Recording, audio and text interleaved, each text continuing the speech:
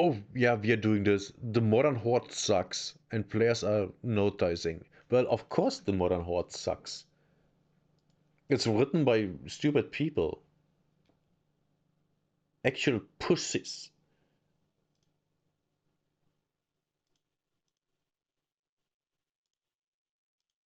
Let's do this. Sponsored by Squarespace. Okay, I've got a question to answer today. Where did the Horde go? Like, really, where's the strength and honor? What happened to the Zug? Honor? To have someone write a story about honor and strength, they at least need to understand honor and strength. That's why they can't do it. I know that seems weird, but seriously, the Horde kinda sucks. It doesn't really feel like the Horde anymore. We've all noticed, and, well, here's the problem. It seems that Blizzard don't know how to write Horde stories anymore. Perhaps they're too afraid to write Horde stories. I mean, the whole point is the Horde was the anvil that modern WoW was created on. But after Orgrimmar's second siege, after an endless shuffle of war chiefs and now a kinda limp council, after more Horde giants just exist only to serve an alliance story, we're just left wondering, where has the Horde that we used to love gone? Because the Horde, as we knew it, was one of the defining parts of the Warcraft setting, not just in the fact that they fought the Alliance or the people who looked at the box maybe thought they were bad guys, but no, they added a bit more texture to the world, a little bit more depth to how it was all built. It was in great part the spirit of Warcraft, and now that spirit, the spirit of the Horde, feels like it's dying in the vine. So today, I'm going to... Yeah, the Horde was basically about honor and fighting for survival. That was the number one thing. At least I would say that was that thing. I mean, you can say I'm wrong, surely, but as I see it, that's the main focus of the Horde. The core of it. Honor and survival. explain the problem. I'll define what a true Horde story is, which is a tall order. Maybe I'll fail, but I'll tell you why it doesn't seem to be getting any better. Not even now in the depths of the World Soul Saga, where Thrall himself is literally back at the company. Of every character I can think of, it's Varrock Sourfang that epitomized the Horde the most. He was the meme of Horde strength. He was absolutely a character to be feared, and he did loads of things that you would consider to be evil, and ultimately a bunch of stuff that did kind of help out the Legion. Of course, though, years later, when we meet him in Orgrimmar, where Thrall has reformed the Horde, changed a lot of their values, actually been able to connect back to old Orc heritage before the Legion manipulated him, well, there he stood. He'd been through the shit, and now he was a beacon of strength and honor. And the bringing back the old ways of the orcs before the corruption, that's a good thing. It's actually a good thing because the orcs always were about honor, which we know from the expansions, where they were always talking about honor and doing the honorable thing and stuff like that. And the strong survive and all of that, and being at least some of them one with nature and stuff like that. The shamans, awesome stuff. those were stories that resonated with players. These are people who were in a legitimately dark and bad place, but look how they've changed. Look how they're carving out a new world for themselves, a new life for themselves. And sure, some players just came across them because the Horde racials were stronger and they wanted to raid, or maybe that Orgrimmar was the heart of the dueling scene, so that's why they were there. But I would argue that in large part it is the aesthetics, it is the stories that resonated with people, that resonated with Blizzard back then, and That's true. The optics are great. They are unique. Well, unique to their faction, not, in general. I mean, they are based off the orcs from Warhammer, so of course there are similarities, like big ones. But yeah, it looks cool. It's not as clean as the Alliance, which I like. set Warcraft apart from a lot of fantasy media. This might sound completely insane to you, perhaps if you've only played the game recently, but back in the day, we used to cry not about alliance bias, but about horde bias. And even up to the burning of Teldrassil, we cried horde bias. It just so often felt like they got the more interesting, better written stories. But we didn't really realize something even by the time of, well, the Shadowlands and BFA. No, the rot had already set in deep. But to get there, we gotta first start with the World Soul Saga, which feels like an alliance playground. Well, duh. I also have to say I didn't play Shadowlands. Like I completely skipped that, thankfully. But then I played Dragonflight way into the expansion, and leveling there without having leveled in Shadowlands is a nightmare. Because you are completely under-equipped. And when you are like, oh, okay, I tried dungeons, you can't. Because you're too high of a level. And you can't go for the dungeons that are for your level item, but because your level is too high, it's trash. Leveling was trash in Dragonflight. At least in my experience, like completely. The splash art for The War Within is absolutely epic, and of course it tells a story. Just look at it. You have Anduin and Illyria in the foreground, two immense alliance characters just getting things done. Thrall's there, but he's very much in the shadows behind them. But of course it's not just in the art, and I'm not criticizing that piece of art. It's absolutely epic. It's just kind of funny because Thrall really has been just this weird token background character. We landed in Khazalgar, and it very much turned out to be an alliance playground full of class. You mean the tall, muzzly buffed, green guy is just a token? Oh. Where have I seen that before? Classic dwarven lore. That's stuff that I love. But what does Thrall end up doing? Well, Thrall immediately leaves to rally the Horde over to Khazalgar. Of course. When he shows up again, the only orcs he could muster were Gera and the other Maghar orcs. And they weren't particularly happy. They weren't happy because, once again, the humans were giving them trouble. It may have slipped past you at the time, but basically, the humans were doing some rumbly stuff in the Arathi Highlands, and you can see our video breaking down the Red Dawn for just how dire the telling of faction politics has kind of gotten. But I'll keep it laser focused on the Horde for now. Patch 11.1 brought us to Undermine. Now, this was a chance for some good old goblin-driven Horde stories. But what won out? Well, goblin neutrality. And then that was all filtered through the lens of Illyria and Orwena. Just think about Orwena. The Haranir, the new sort of trolls, actually look like elves. Which I know is a bit of a joke, but you do kind of get the picture. And looking forward, it's... Yeah, they are basically just elves with thicker ears and tusks. And these thingies and, some fur. Oh my god, I completely see that. Oh shit. Only getting worse. Midnight brings us back to Silvermoon, but only because we're reuniting the Lost Elven tribes. Remember that moment in BFA? Maybe you don't, but it's where the Blood Elves were the waiting hammer of the Horde, ready to destroy the Alliance and Lordaeron.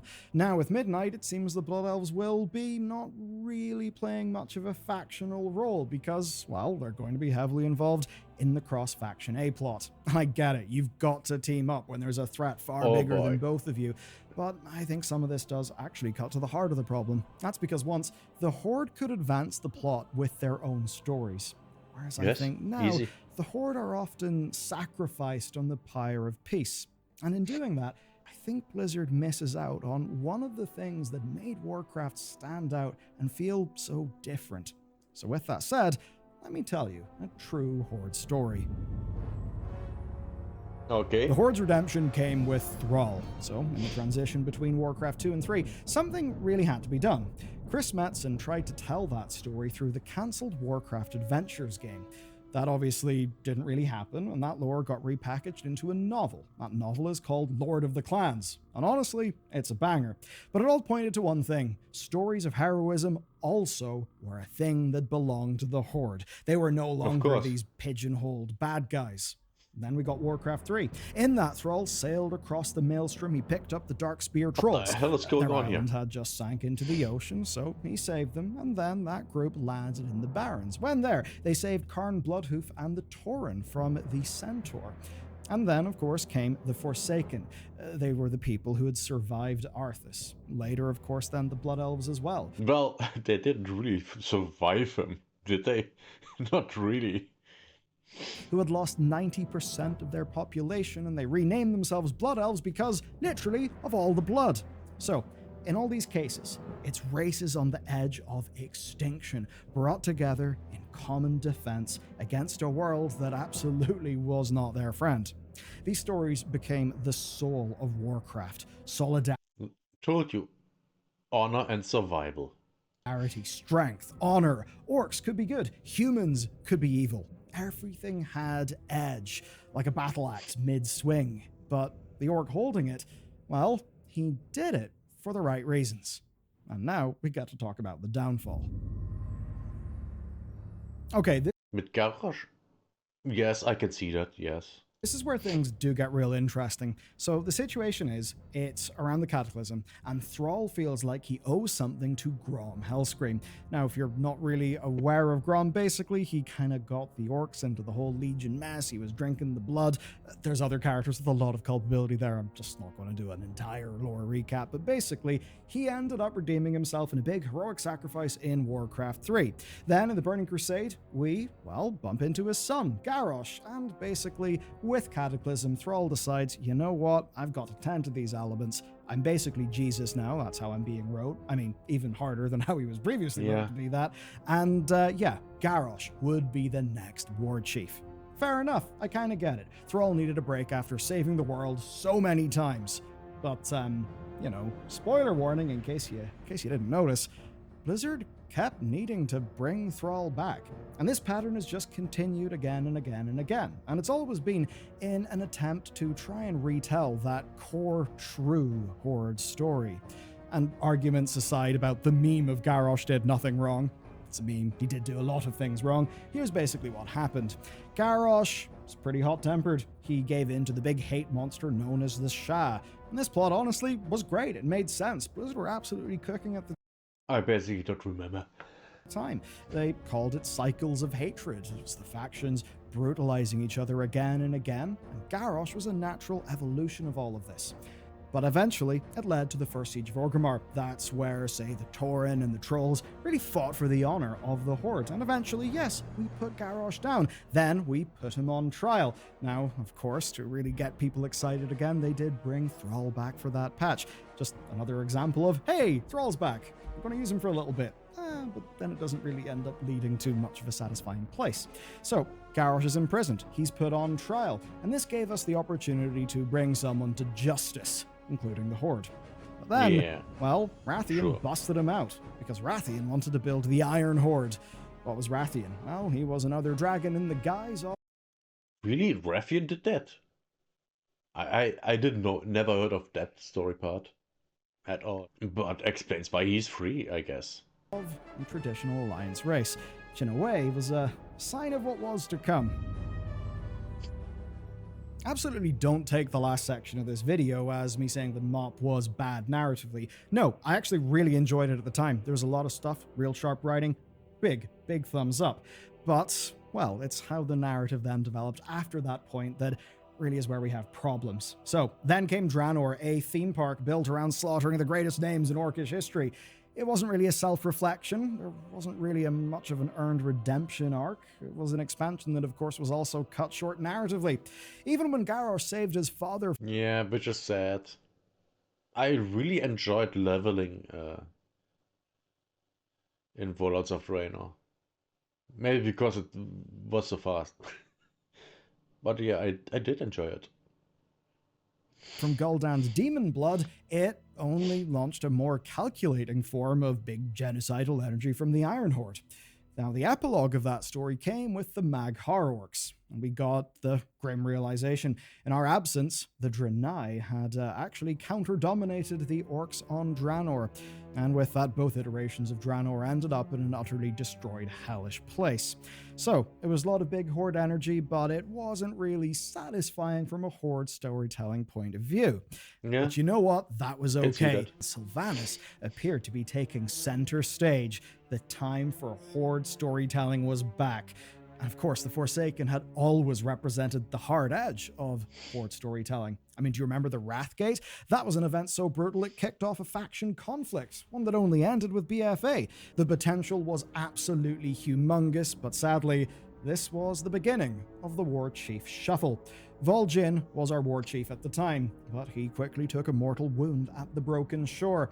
He survived only long enough to do one thing. And as far as last acts go, it really was a strange one.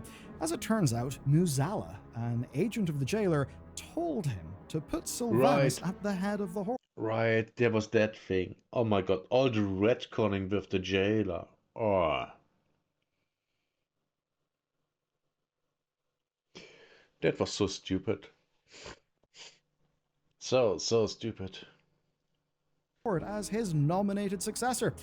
Everyone questioned the decision because Sylvanas has always been pretty sus. They questioned what she was up to, and it was between one of two choices. Either she was doing another traditional Horde storyline, protecting the Forsaken at all costs, which very much does appear to have been Blizzard's initial plan based on how they communicated the Legion expansion, or, of course, what we ended up getting. Blizzard changing their narrative plans, and a Sylvanas that was cooking up some sort of pure unhinged villainy insanity plan.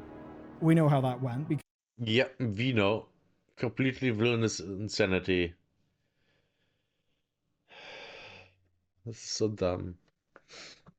Why is the writing so dumb? Oh, right, because the writers are dumb. Oh, who could have guessed? it's what brings us to the time where the Horde storytelling truly fell apart. Battle for Azeroth. Time for the Horde's decline to get even faster. The Battle for Azeroth didn't actually kick off with the Siege of Lordaeron. It started shortly before, during what we call the War of Thorns. Sylvanas tricked the Alliance into amassing its forces in Feralus, and once they were set up, well, she marched the Horde right through Ashenvale. And even worse, Alliance forces had been on their way to Silithus. The Horde's armies plowed straight through to Teldrassil, and we players wondered, was Teldrassil going to be a bargaining chip? Was the Horde going to finally consolidate its rule over Kalimdor? Turned out no. No, it would be a brutal massacre. It was the worst aspects of the Horde made real. And Sylvanas' reasons? They weren't even made clear until the Shadowlands. At the time, we players thought that she essentially, well, got really triggered by a dying elf insulting her, and in a moment of Which is really stupid. Really, really stupid. But of course, shows, that the writers can't come up with anything good. A good reason. Just a good reason. I mean, if the elf wouldn't have said that, would she have. I mean, the jailer wanted the souls, right? So she would have done it anyways. So why not just do it immediately? Why have the elf? Why is the elf even there? The elf doesn't matter in this regard. Unless the elf actually tr well, triggered Sylvanas to do it, and then the question is, if you wouldn't have done it, then uh, without it, then she would have betrayed the jailer, but you see where the problem is? There is a complete incoherence when it comes to storytelling. ordered the burning of Teldrassil. That's certainly what it looked like, and maybe that was her initial justification with the whole idea of, those are all souls destined for the jailer and all of these Shadowlands things. Maybe she rationalized it that way afterward. But what was clear at this stage is the Horde had fundamentally changed. The downfall of the Horde storytelling became extremely literal now. What this was the sort of action taken by the Horde back shortly after they had drank the blood of Manaroth and they were under the Legion's control. But this time, it was Sylvanas doing it. And here, the downfall of the Horde storytelling became very literal. Varric Sarfang threw his necklace into the fire, and perhaps it's the case that we players loved that storyline because it reflected what we thought about the modern Horde. And so, shortly before the Alliance's counterattack in the Undercity, he takes off his armor and he looks for death. A death that eventually he would find against Sylvanas. He died honorably, he redeemed himself in the eyes of the Horde, but that was it. They basically wasted one of the most badass characters they had. The last avatar of the old Horde, of Zug, the Horde that we fell in love with. It died all because of his guilt. Guilt for Sylvanas being involved in that, for Teldrassil, for Blizzard perhaps fumbling the Horde bag since the launch of Battle for Azeroth. Throughout that war, we saw Horde storylines that could only advance through one lens, that lens being the eyes of one Anduin Wrynn.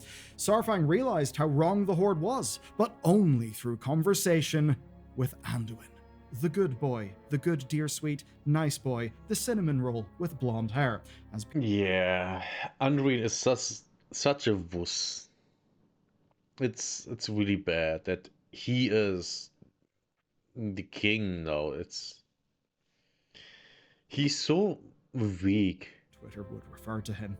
All, of course, while he was imprisoned by the Alliance. Then we saw Bane Bloodhoof's arc, again, only through interactions with Anduin Wrynn, and where it seemed like Bane was essentially set up to be Anduin, but a cow. Everything was seen through the blue lens of the Alliance, and this led to the final siege of Orgrimmar. Sylvanas announced her plan. We learned that it had been mass murder the whole time. And no shade to the Alliance. I'm an Alliance main, but I know the steel soul of Warcraft lies at the edge of Horde stories, not Alliance stories. It's the Horde that defines what Warcraft is, and for many people, this rightly was the nail in the coffin. It was. I can totally see that, yeah. That was basically the point where, oh god, dang it. What are they doing with her? It's so... The thing is, everyone liked the character of Sylvanas. Like back then, everyone liked her because she was not good, but also not bad. She was in a gray zone. She did horrible things, but also cared about her people. And this is completely the opposite. She's just an egotistical seabird. Of every redemption arc that an orc had ever faced. And with that nail firmly hammered into the coffin, well, it was just time for the long, slow decay of the Horde. After Sylvanas, the Horde did reorganize, but it organized into a council. Obviously to... Yep. And that's basically when the Horde died. Them, the idea of a war chief was too toxic. No, the Horde couldn't be trusted with that kind of responsibility. So instead, it would be a limp, ineffectual council, one stuck in pure stasis. And who would come to the fore in a position like this? Well, the most powerful faction leaders, which obviously were not orcish. But there is perhaps one character who is the... Which is a problem. So basically you're kind of forcing the orcs out, who have been the main core of everything. Yeah, that's bad. That's really bad. That's stupid. Beneficiary of all of this, and that's Lorthamar Thuron. Which brings us back to the Horde-shaped problems that could appear in Midnight, where we now have the once High Elves, now Blood Elves, opening their borders to the Alliance. And we really do begin to wonder, what is the point of the factions anymore when everything is so porous and when the Horde's authentic edge has just been sanded away? But of course, that's all the future. First, we would have to deal with what the Horde was sacrificed for, and that is the Shadowlands. Thrall was there for a bit. Bane Bloodhoof was there for a long time, just that he was sitting down in Oribos, rather inexplicably, doing nothing. It's almost... Doing nothing. Just like the writers. This is so dumb. I'm so thankful I skipped that expansion. As if the writers knew there was a good story to tell, so they put him there, but then just weren't able to follow through and do it. And now we're left in a situation where the average Horde member really does feel much like the average Alliance member. The great souls of the Horde got reduced to cautionary tales. Garrosh, a tale of arrogance. He wound up as a trinket drop in Castle Nathria, and we later saw him in the Sanctum of Domination. Ner'zhul, one of the greatest orcs of all time. Well, we found him in the Sanctum of Domination, completely devoid of anything characterful. He was a tortured shadow of what he once was. None of these characters got the redemption owed not necessarily to them, but to Horde storytelling. The strength, the honor that they deserved. It felt like that type of story was no longer of interest to the writing team at Blizzard. Of course not. Of course it's not. Have you seen who works at Blizzard these days? Of course they don't care about honor and strength. Of course not. They think that's an evil thing. It's a patriarchy. it's it's completely their enemy. Like, and also, the Horde is governed by a council. So a decision made in Blizzard. It's all by council. The majority rules. That's why the games are so bad. Entertainment. Perhaps there just wasn't space, but I would counter to that and say perhaps they just weren't making the space. Our return to Azeroth brought us to the Dragon Isles, a series of dragons masquerading as elves and humans, really just put the final nail in the coffin of the faction war. Even Ebonhorn had to fight for his position. He's the one aspect who chose to look like a Tauren, and, well, he had to fight two humans for it. Now, I'm not blasting the aspects, I'm taking a shot at the writing here. The faction war had ended, but in its wake, it feels like Blizzard can only tell modern stories through one lens, the lens of Alliance characters. I know that often you find groups writing. And you have to know, and it's like Asmongold says, the writing is for pussies, like completely 100% for pussies. And the way the characters talk is so slow. I'm almost falling asleep listening to that stuff. And they don't even say anything that's, worth to be said. They're just, ooh, our pain. Oh, the power of friendship. It's so dumb. I really hated it. What they know, writing what they see outside them. And at least for those of us who are not in the United States of America, it does seem that WoW's writing got cloistered, inward looking, and just fundamentally uncreative, uninteresting, derivative, and with a character of unflavored porridge. I think He forgot the boring. Boring. Like basically every character in the game now is boring. Which is incredible. I mean, there are so many characters. And they are all boring. we only need to look at the Avengers Endgame inspired scene in the Emerald Dream patch of Dragonflight to see that. But then, of course, some things may have changed. We go to Khazalgar. Chris Metzen returns to Blizzard. Next, we're moving to Midnight. Then it'll be the Last Titan. We'll go to a Silvermoon that is open to the world, and then to Northrend in what should be a truly faction-agnostic conflict with the Titans. So where does the Horde fit into that? Where can it regain its soul? If I'm honest with you, it's hard to see, and I don't think it will happen until... Yeah, I also think it's done. I mean, fundamentally, the Horde and Alliance have worked together in Vanilla WoW already. I mean, when it came to, Antirage, There they work together. So it goes all back then. But they also work together in Warcraft 3,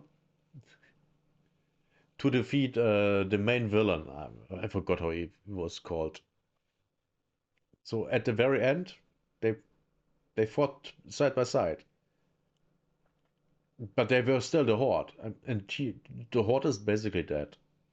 The expansion after the last Titan. Because at least right now, this is the brutal reality that is facing the Horde.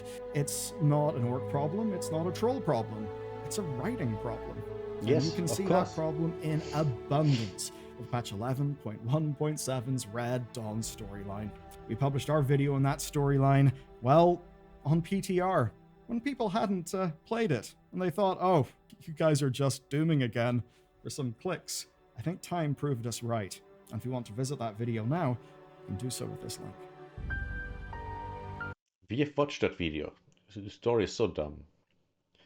When I was growing up, Blizzard was one of the greatest world-creating devs, but something changed. I don't know. Yes, they hired.